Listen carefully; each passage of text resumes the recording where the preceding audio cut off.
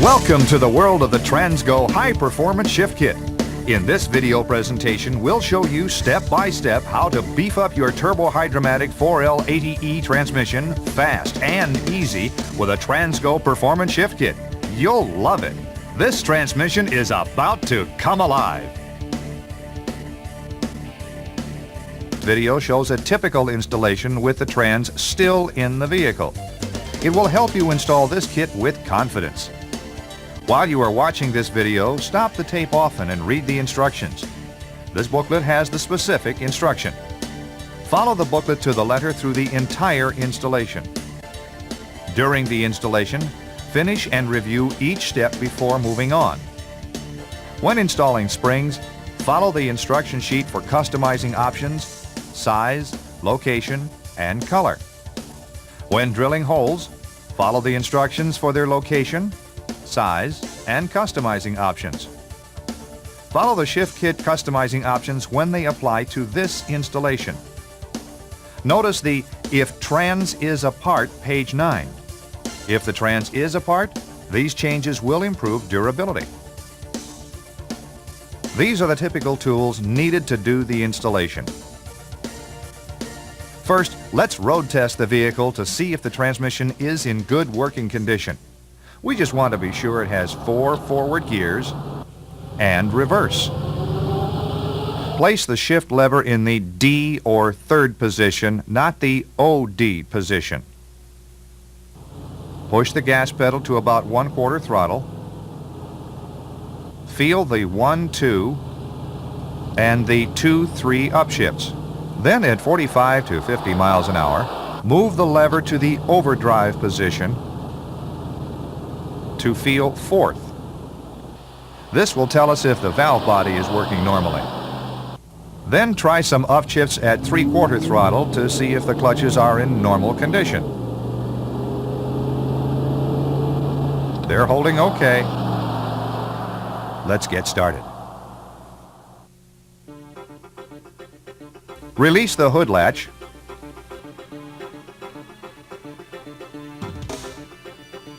Let's raise the hood and remove the transmission dipstick. Okay, let's jack the front of the vehicle up like this. Place 2 stands, one here and one here.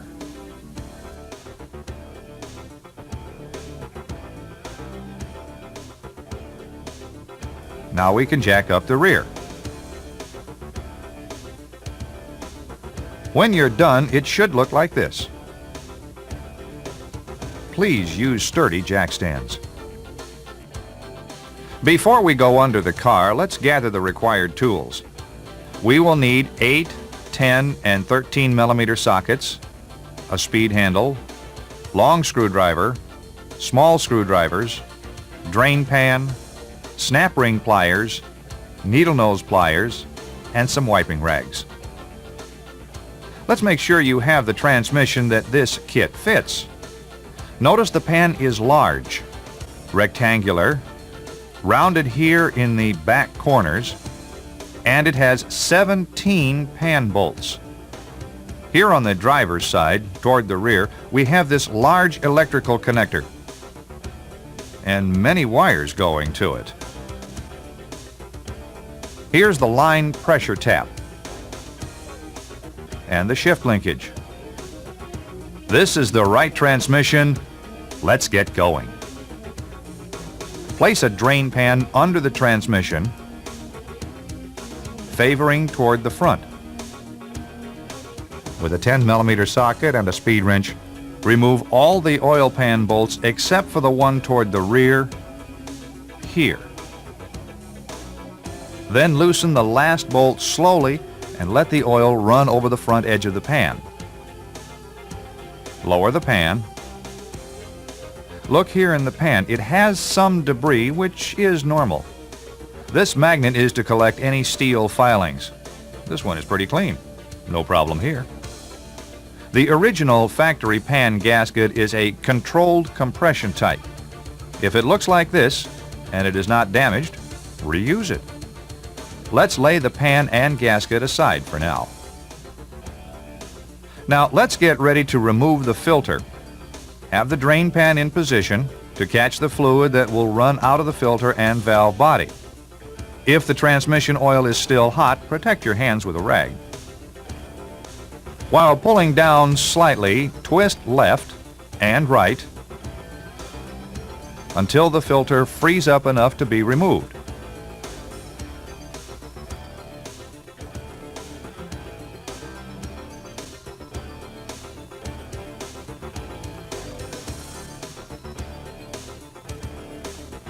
Place the filter in the transmission pan.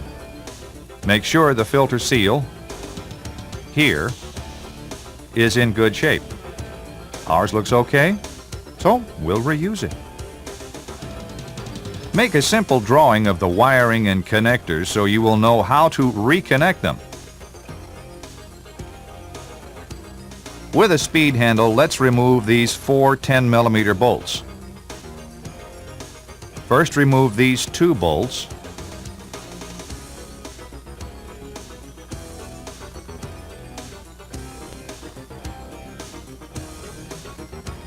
And lay this plate aside. Now remove this bolt.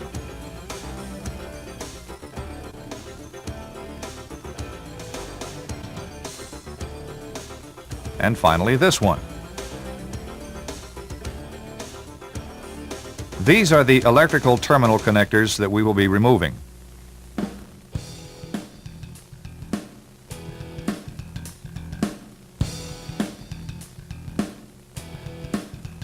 This is the 6 connector type.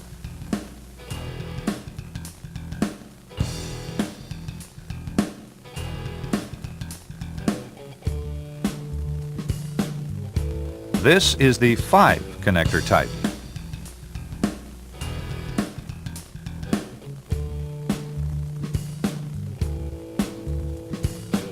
Let's start here at the force motor.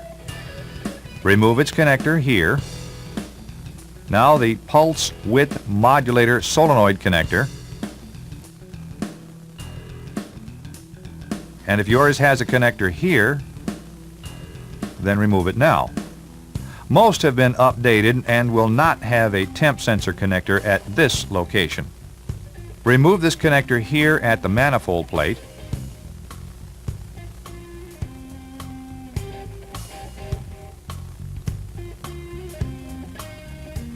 Now we can remove these 2 solenoid connectors.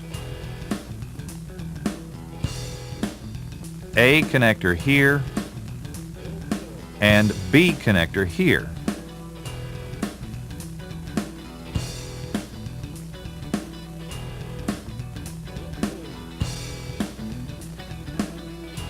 Now let's tuck the wiring harness out of the way, like this. This pipe is held on with these 2 bolts and clamps. Remove this bolt.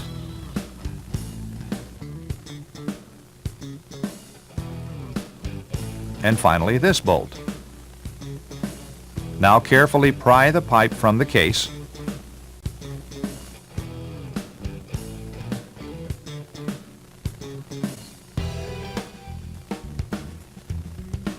Lay the pipe in the pan. Now we're ready to remove this detent spring by removing these 2 bolts here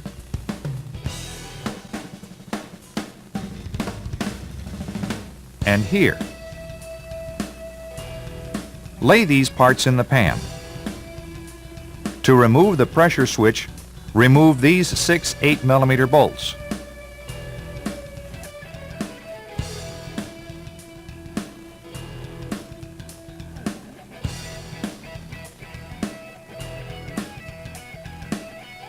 Hold the switch with the other hand as you take out the last bolt.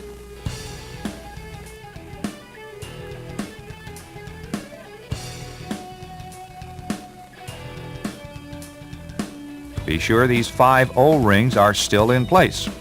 If not, stick them in place with some Vaseline. Be sure the drain pan is still in place to catch the fluid that will drain from the valve body and transmission. Now remove the rest of the valve body bolts. except this one here. Loosen this last bolt 2 or 3 turns and let the valve body drain. Now remove the last bolt and lower the valve body.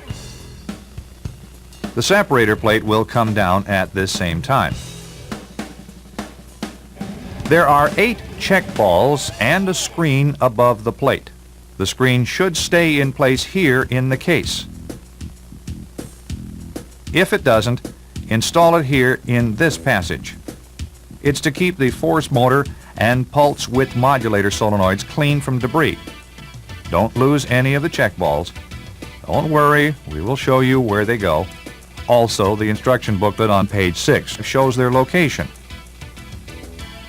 Turn the assembly over and lay it in the pan so it can drain.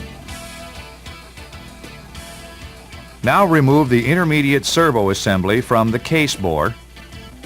Lay the servo pieces in the pan. Remove these 6 bolts from the reverse servo cover.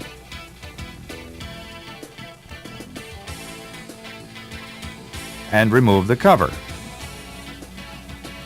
Remove this reverse servo assembly.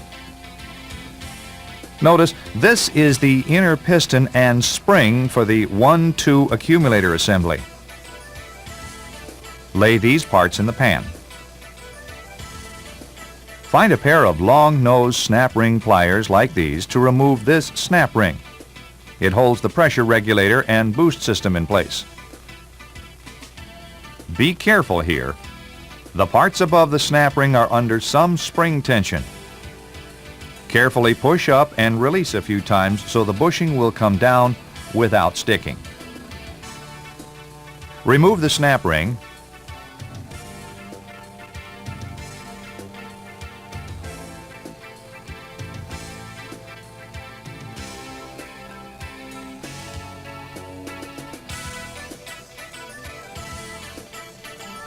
Then remove the boost bushing and valve, along with the pressure regulator spring and valve.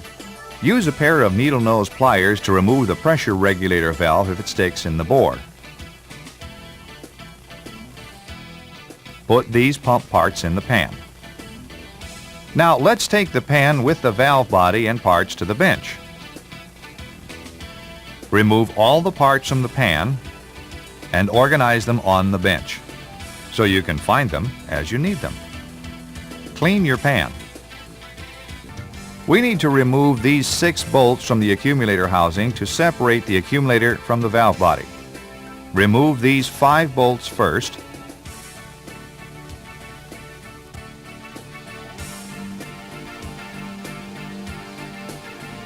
And now have a buddy hold the accumulator while you unscrew this last bolt slowly. There is spring tension on this body.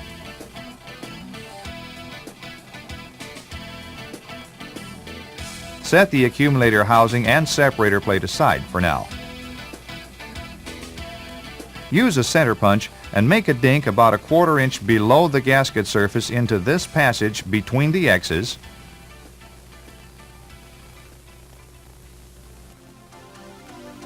Like this. To find the correct drill, follow this chart. Use the 120 thousandths bit furnished and drill a pilot hole here between the X's through this partition left to right. Take the 3/16 drill bit and wrap some black electrical tape around the shank of the bit from here to here to protect the valve body as we drill.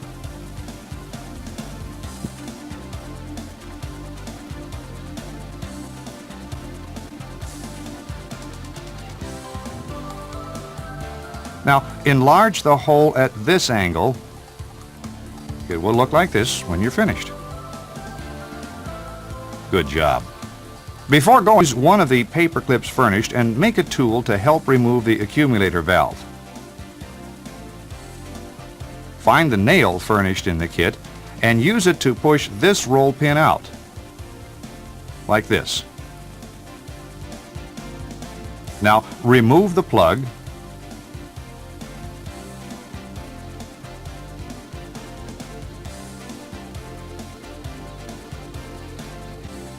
the spring, and the valve. Lay these parts aside until we're finished drilling. Guard the original spring and plug. Lay out the new parts. Install the valve into the bore.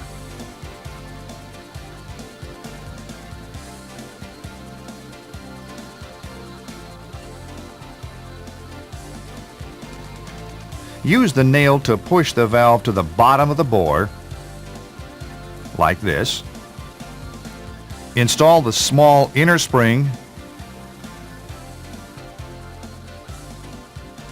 Now install this outer spring. Next, install the O-ring onto the plug and lube it.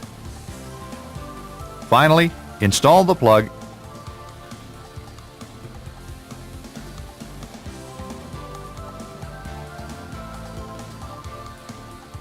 and this roll pin.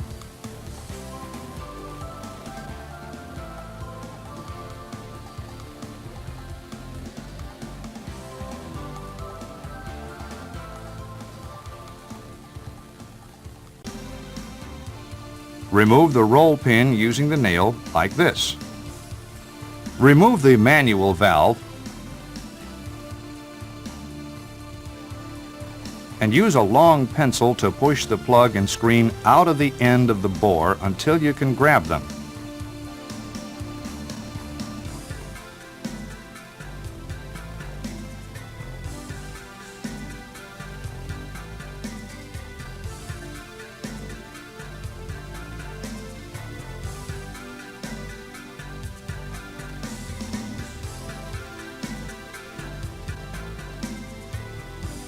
Remove and discard the screen O-ring.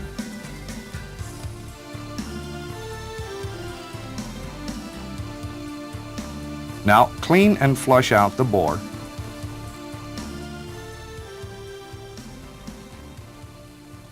Lube the new O-ring and install it onto the new inner tapered plug.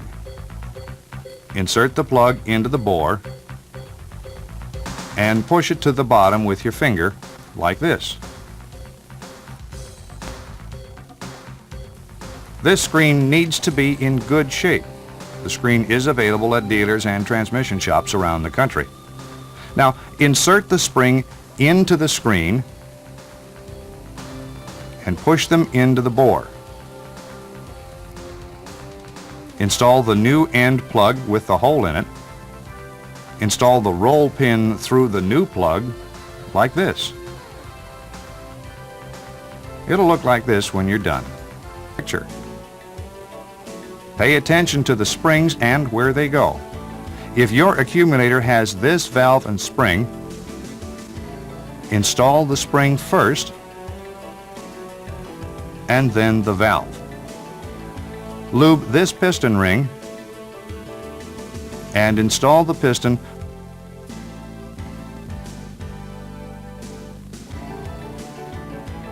with the original spring. Now lube this piston and install it into this bore.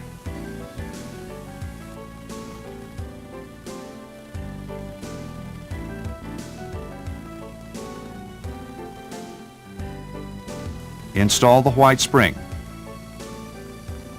Yes, we will discard this original third accumulator spring. Position this gasket on the accumulator housing.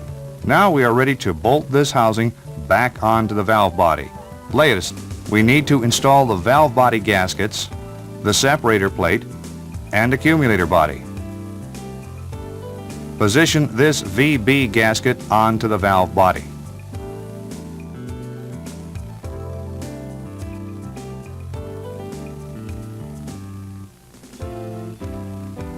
Temporarily place these Z bolts into these Z holes to align the plate and gasket to the valve body.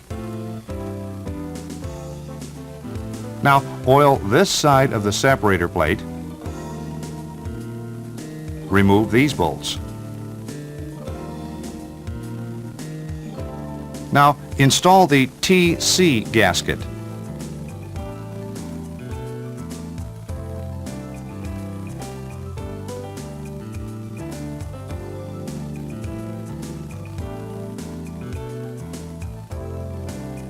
Again, use the Z-bolts to align the gaskets and plate to the valve body.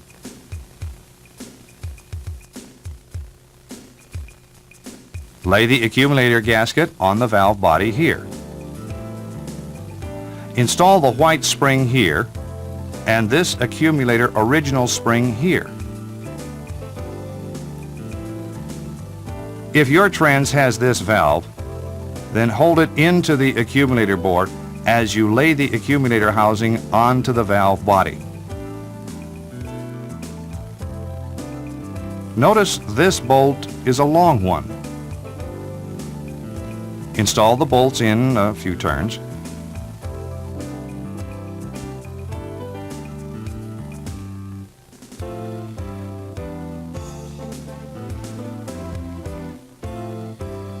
Make sure everything is aligned.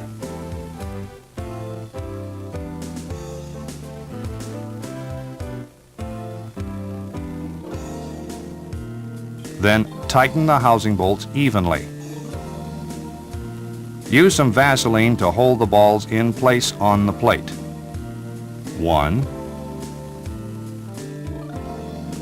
2, 3, 4, 5, 6, and then 7. No check ball goes here. Double check the instruction sheet for proper positions of the balls. Remove the 2 Z-bolts. Install the manual valve.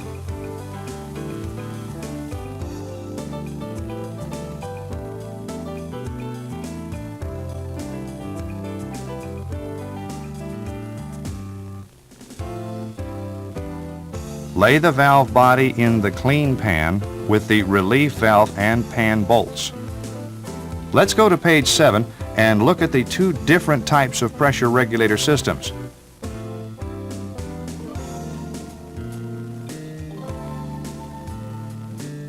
Our vehicle has this no stem type here, so we will be using this system. Lay the pressure regulator parts out on the bench. Discard this old pressure regulator spring and use this new green spring. Now discard this original damper spring and use the damper spring according to the instructions. Discard the boost valve and washer. Use these new parts here. Notice the wide lens on the new boost valve.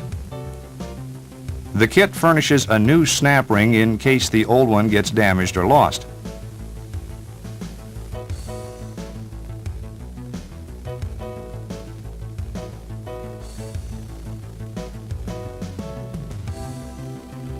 If yours looks like this, then do this. Lay the pressure regulator parts out on the bench.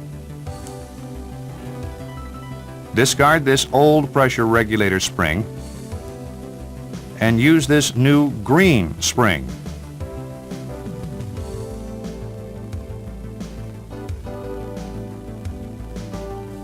And use the damper spring according to the instructions.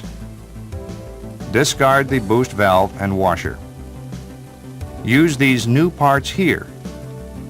Notice the wide lens on the new boost valve. The kit furnishes a new snap ring in case the old one gets damaged or lost. Lay these parts in the pan. We will install them in a few minutes. Let's go to step 2. The pin goes through the piston like this.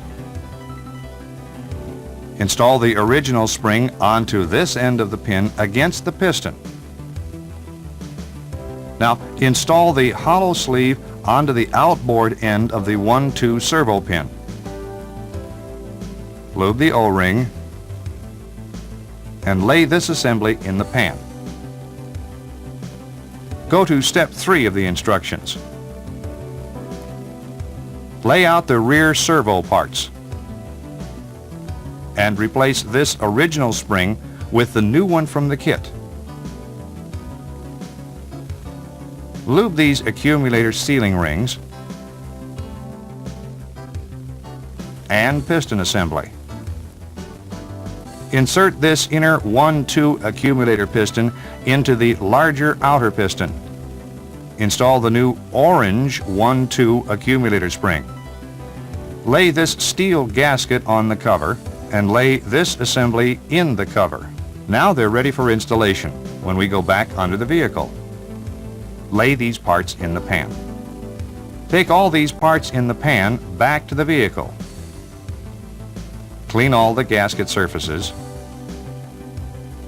Check to see that this filter is still in place. Let's install this low reverse servo assembly like the instruction sheet shows. Push this assembly into the bore. Install the gasket and cover by starting these bolts.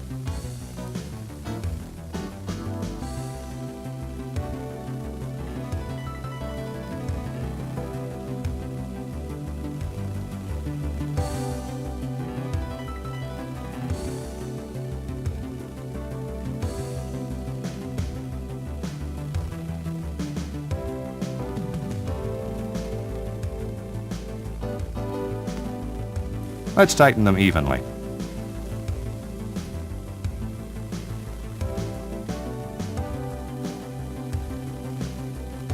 Turn to the top of page 7, step 1 of the instructions, and read about the pressure regulator system. Now let's go install these pressure regulator parts. Prepare for this job by locating a pair of snap ring pliers and a long screwdriver. Install this spring onto this end of the pressure regulator valve and push them up into the bore using your finger as a guide.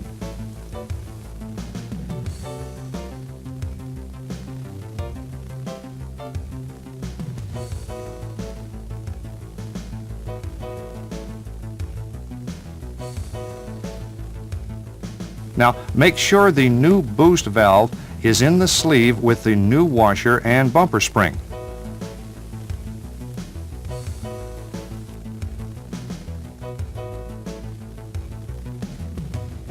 Install them into the bore.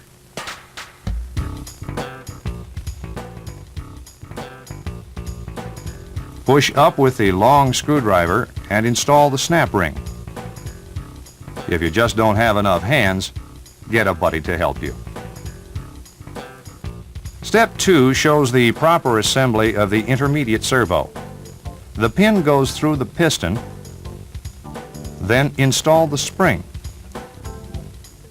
Make sure this bushing spacer is on the pin as shown. Let's install this assembly now. Push it up into the bore. Have a buddy hold this piston and bushing in place with a thin, long screwdriver while you start this Z-bolt into the valve body. This dipstick stop bracket. Now let's remove these two bolts.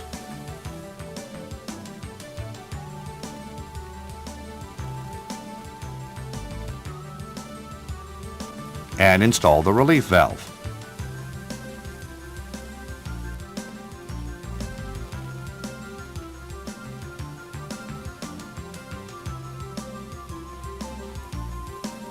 Tighten all the valve body bolts evenly.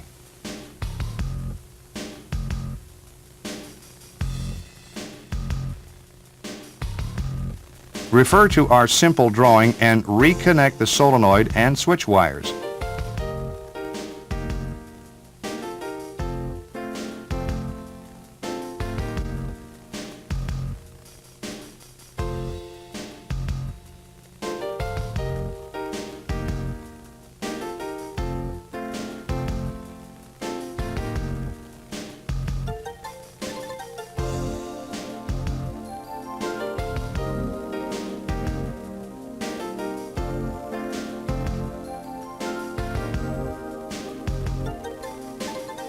Be sure to install these wire brackets.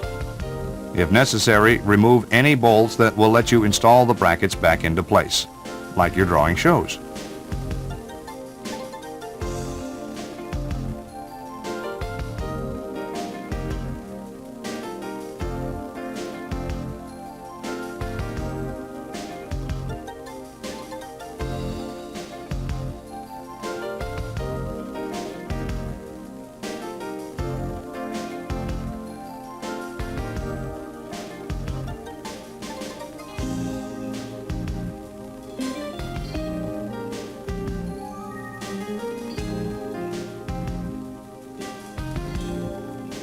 Looking good.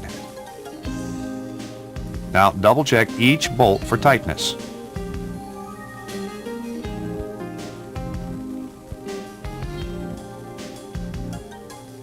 Let's look over everything carefully, then we will be ready for the filter. Check the filter in this area for any cracks. If it's okay, lube the seal and install the filter.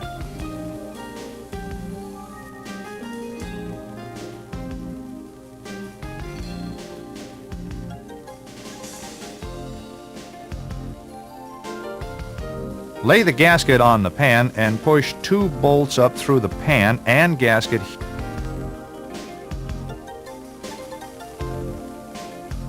Lift the pan into place and start these 2 bolts. Finish installing all the rest of the bolts and then tighten them evenly.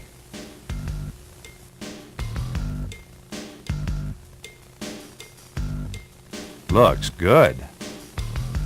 Add 7 quarts of fluid and start the engine. Now immediately add 3 more quarts and check the dipstick for full. Look, it is still about a pint low. Let's add and recheck. There we go. It is still a little below full. After it warms up, we'll check it again. While the vehicle is still in the air, hold the brake and run through the gears from park to reverse, neutral, OD position, D, second, and now first. Let's move the selector to the OD position and accelerate, checking for upshifts. As it shifts, watch the speedometer change speeds. There's the 1-2 shift, the 2-3 shift, and finally the 3-4 shift.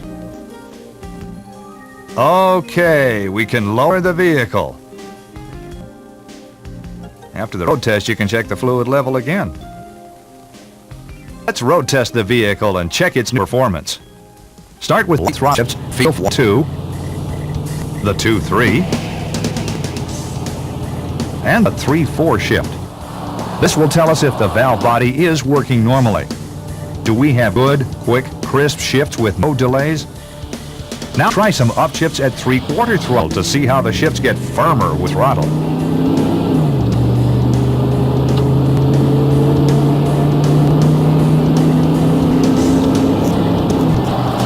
One is okay. Let's go on. Yes, this transmission has come alive.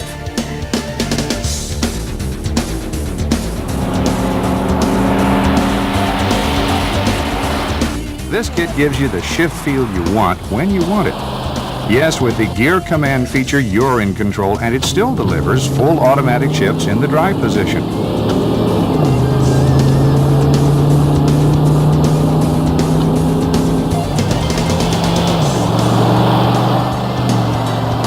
It fits all these hard-working trucks.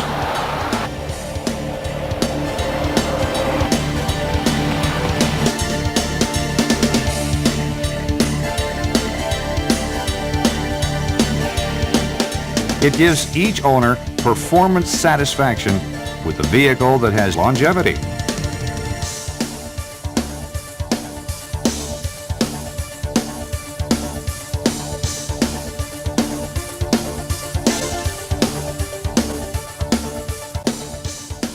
We thank you for using TransGo products and look forward to serving you again with any of the other products you might want or need.